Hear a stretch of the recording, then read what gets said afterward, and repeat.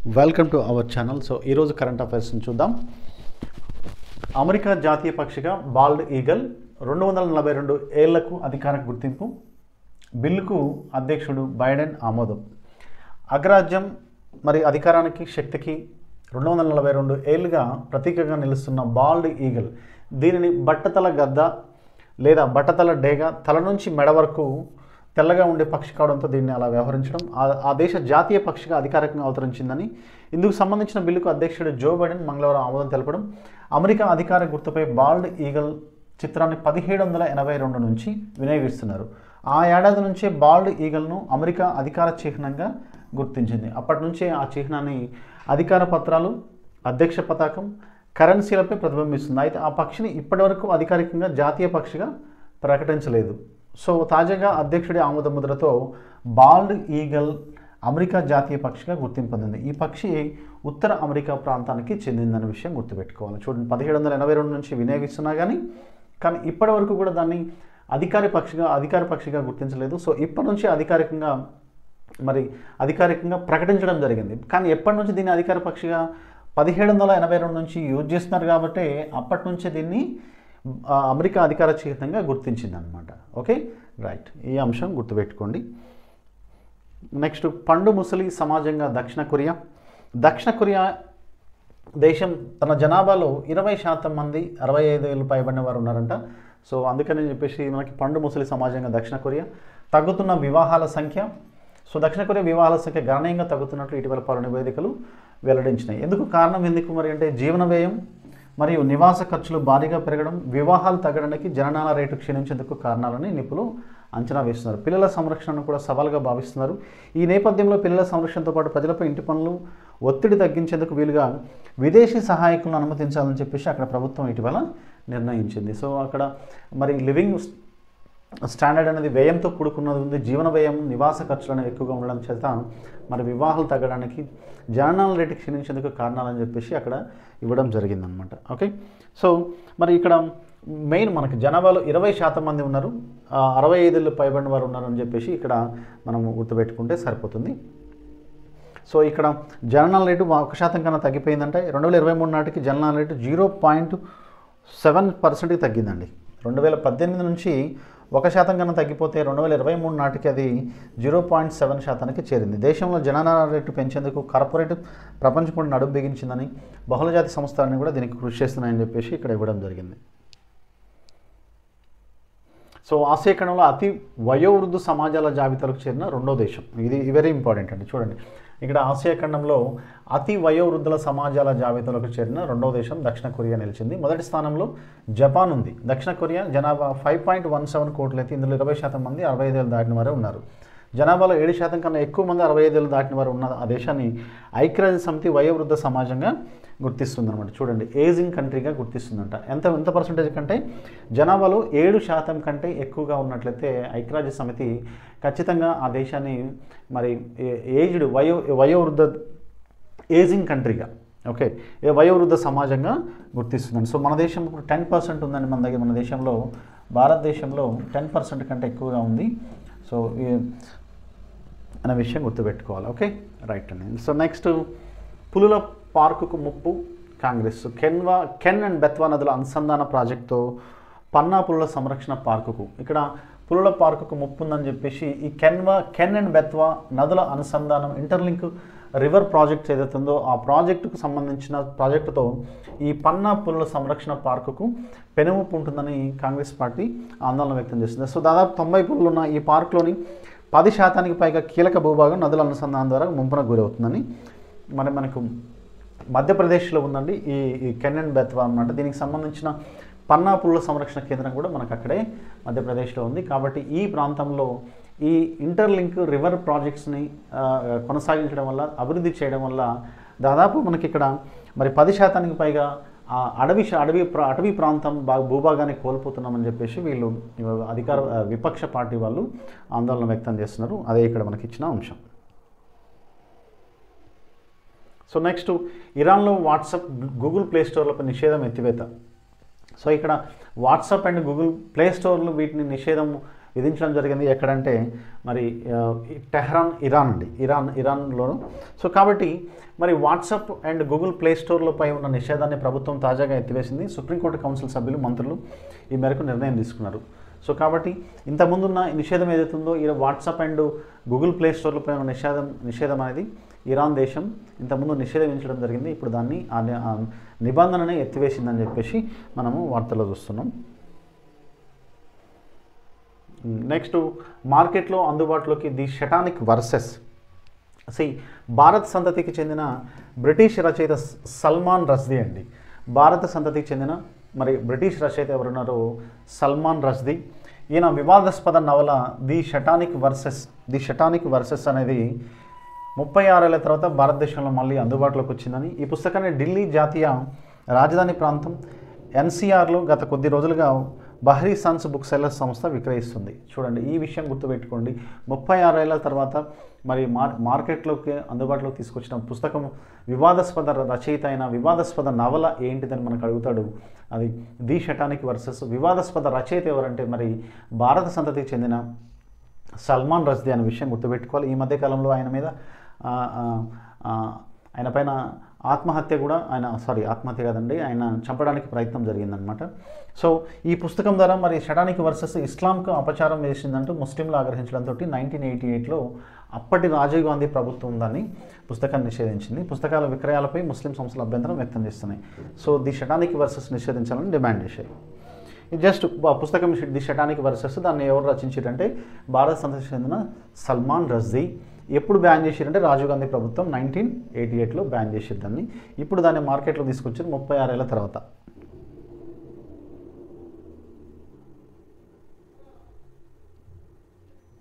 So next, ప్రధానమంత్రి నరేంద్ర మోడీ కర్మయోగి సప్తాహను ఎప్పుడు ప్రారంభించారంటే 2024 October 19. దీన్ని నేషనల్ లెర్నింగ్ వీక్గా కూడా పిలుస్తారంటారు. న్యూఢిల్లీలోని డాక్టర్ బిఆర్ అంబేద్కర్ ఇంటర్నేషనల్ సెంటర్లో మోదీ ఈ కార్యక్రమాన్ని ప్రారంభించడం జరిగింది. Indian Institute of technology Madras తన మొదటి అంతర్జాతీయ పరిశోధన కేంద్రాన్ని ఏ నగరంలో 2025 నాటికి ప్రారంభించాలని నిర్ణయించిందంటే Dubai. Indian Institute of IIT Madras అండి. ఐఐటి మద్రాస్ తన మొదటి అంతర్జాతీయ పరిశోధన కేంద్రాన్ని 2025 నాటికి మరి ఎక్కడ ప్రారంభించాలని నిర్ణయం తీసుకుంటే దుబాయ్లో. ఓకే.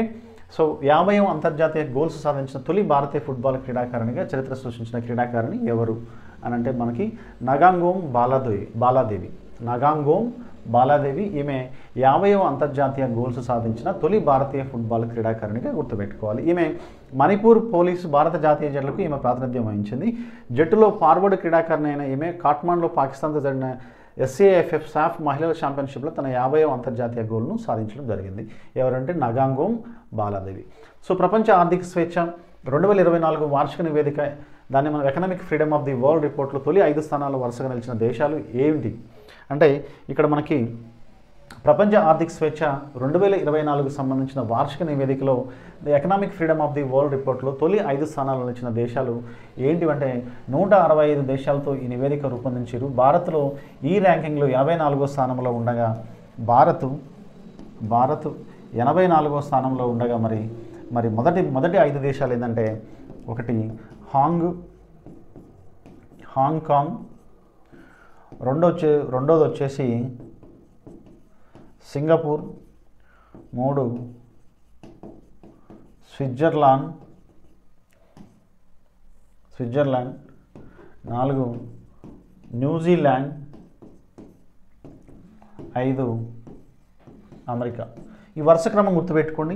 సింపుల్గా ఏమంటాడంటే ప్రపంచ ఆర్థిక స్వేచ్ఛ 2024కు సంబంధించిన వార్షిక నివేదికలో మరి economic freedom of the world reports ఇచ్చిన నివేదికలు మొదటి 5 దేశాలు ఏంటిని వరుస క్రమంలో అమర్చండి అని చెప్పేసి వాటిని అడుగుతాడు. లేదా భారత్ ఎన్నో స్థానంలో ఉందని అడగడానికి అవకాశం ఉంది కాబట్టి 84వ స్థానంలో ఉంది భారత్. మొదటి స్థానం హాంకాంగ్, 2వ స్థానం సింగపూర్, 3వ స్థానం స్విట్జర్లాండ్, 4వ స్థానం న్యూజిలాండ్, 5వ స్థానం అమెరికా. నెక్స్ట్ 58 లక్షల స్వామిమిత్ర కార్డుల పంపిణీ రేపు. 58 లక్షల స్వామిమిత్ర కార్డులు గ్రామీణ నివాస ప్రాంతాల్లో మనకి ఈ స్వామిమిత్ర ఇది గ్రామీణ నివాస ప్రాంతాల్లో ఆస్తి యాజమాన్య హక్కుల గుర్తింపునకు సంబంధించిన స్వామిత్ర ప్రాపర్టీ కార్డుల పంపిణీ. దీన్ని మనం స్వామిత్ర ప్రాపర్టీ కార్డుల పంపిణీ అంటాం. సో దేశంలోని 10 రాష్ట్రాలు 2 కేంద్రపాలిత ప్రాంతాల్లో శుక్రవారం నిర్వహించినారు. ప్రధానమంత్రి నరేంద్ర మోడీ వర్చువల్గా ఈ కార్యక్రమాన్ని ప్రారంభించడం జరిగింది. సో దీంట్లో భాగంగా మనకి మరి దీంట్లో భాగంగా ఈ స్వామిత్ర పథకంలో భాగంగా 50,000 గ్రామాల ప్రజలకు 58 లక్షల పైగా స్వామిత్ర కార్డులు అందజేయనున్నారు. ఈ సందర్భంగా వివిధ రాష్ట్రాలు నిర్వహించే కార్యక్రమాల్లో వీటిని అందజేస్తారు అనమాట. అయితే ఈ స్వామిత్ర పథకం ఏంటంటే ప్రభుత్వం 2020లో ప్రారంభించిందండి.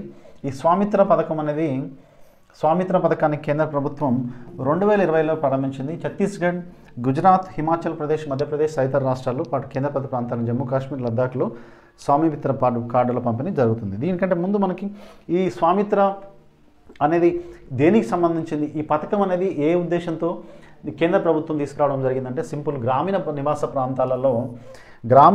ప్రాంతాలలో మరి ఆస్తి యాజమాన్య హక్కుల గుర్తింపునకు సంబంధించిన స్వామిత్ర ప్రాపర్టీ కార్డులు పంపిణీ అండి.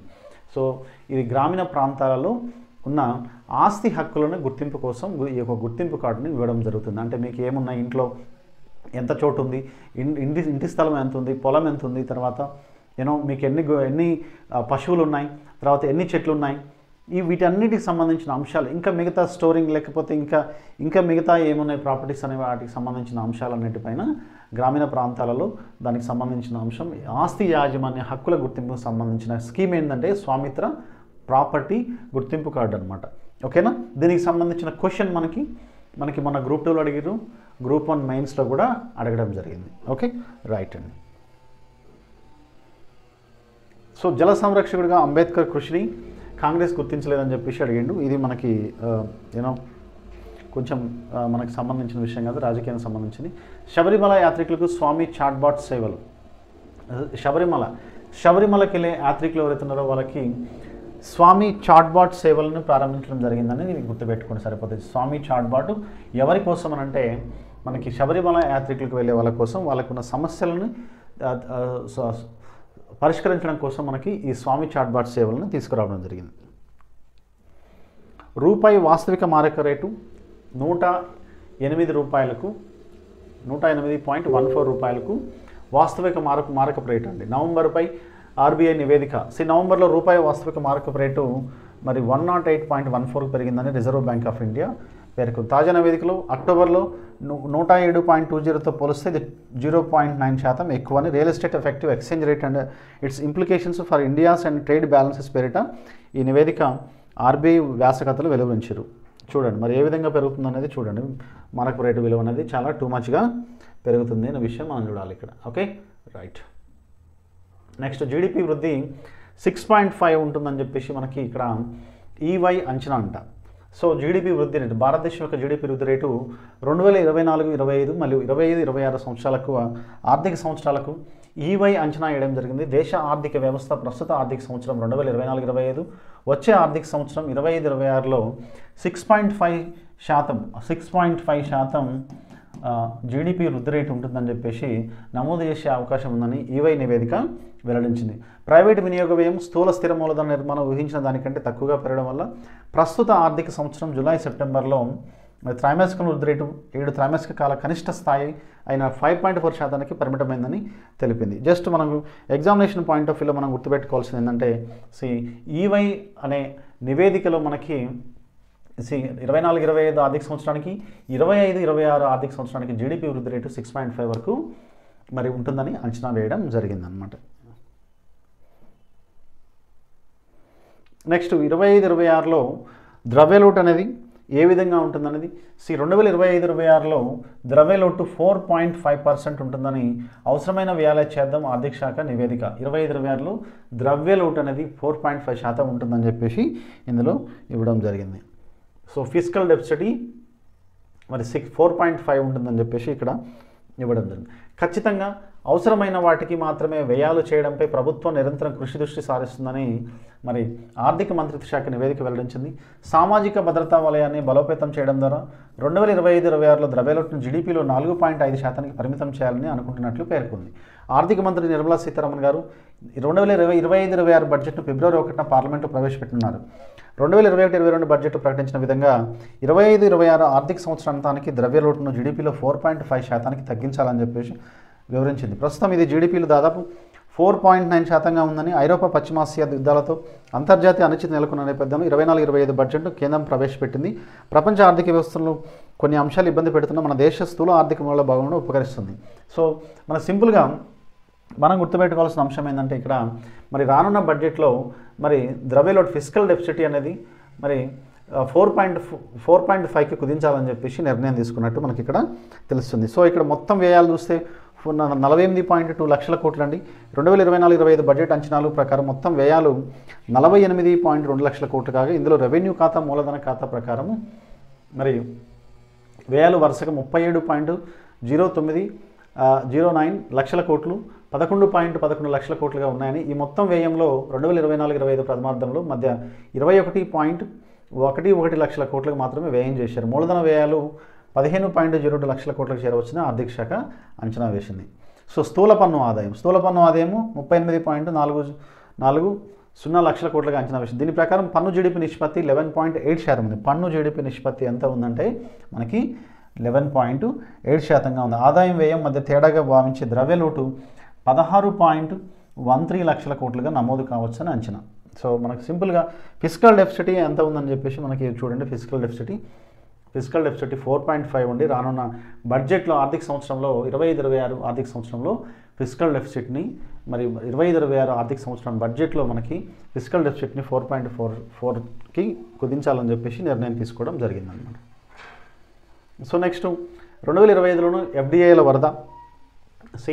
2025లో ఎఫ్డిఐల వరదే అని చూడండి. ఎఫ్డిఐలు ఏ విధంగా వచ్చినాయి, ఏ దేశాల నుంచి ఎన్ని నుంచి వచ్చినాయని ఎగ్జామినేషన్ పాయింట్ ఆఫ్ వ్యూలో మనకి ఖచ్చితంగా అడుగుతారండి. ఈ ఎగ్జామినేషన్ పాయింట్ ఆఫ్ వ్యూలో అడిగే క్వశ్చన్ అనమాట ఇది.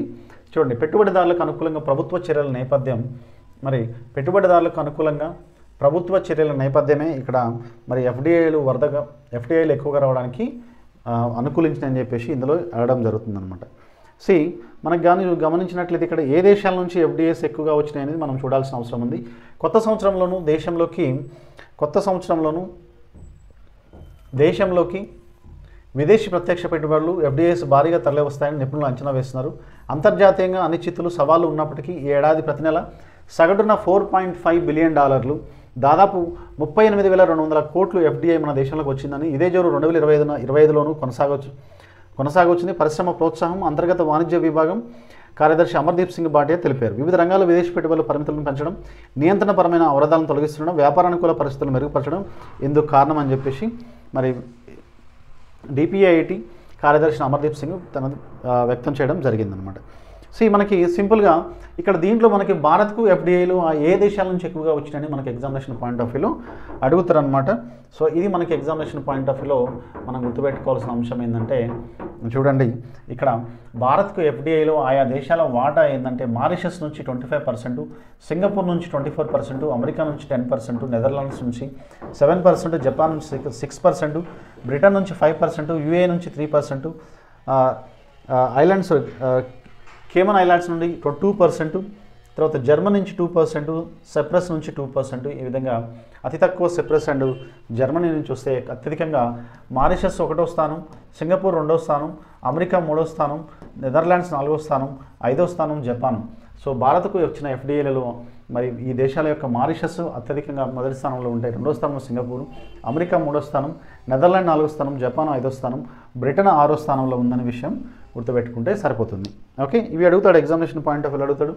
సో ఏంటిది మరి ఇక్కడ ఈ చర్యలే రాచబడ్డాయి. ఏ చర్యల వల్ల మరి ఎఫ్డిఐస్ పెరిగినాయి అని చెప్పేసి అనుకుంటే పెట్టుబడిదారుల అనుకూల విధానాలు, పెట్టుబడులపై ఆకర్షణీయ ప్రతిఫలం, నిపుణులైన మానవ వనరులు, నిబంధనల భారం తగ్గడం, తక్కువ తీవ్రత ఉన్న నేరాలకు క్రిమినల్ కేసుల నుంచి మినహాయింపు, సులభతర సత్వర అనుమతులు, ఉత్పత్తి ఆధారిత ప్రోత్సాహక పథకం PLI, తర్వాత ఎఫ్డిఐ విధానాలపై తరచూ సమీక్షలు అండ్ మార్పులు అని చెప్పేసి ఇందులో మరి ఏ రంగంలో ఎక్కువగా మనకి ఎఫ్డిఐస్ వచ్చినాయని చూసినట్టయితే మనకి ఇది కూడా ఎగ్జామినేషన్ పాయింట్ ఆఫ్ వ్యూలో అడగడానికి అవకాశం ఉన్న ఏరియా.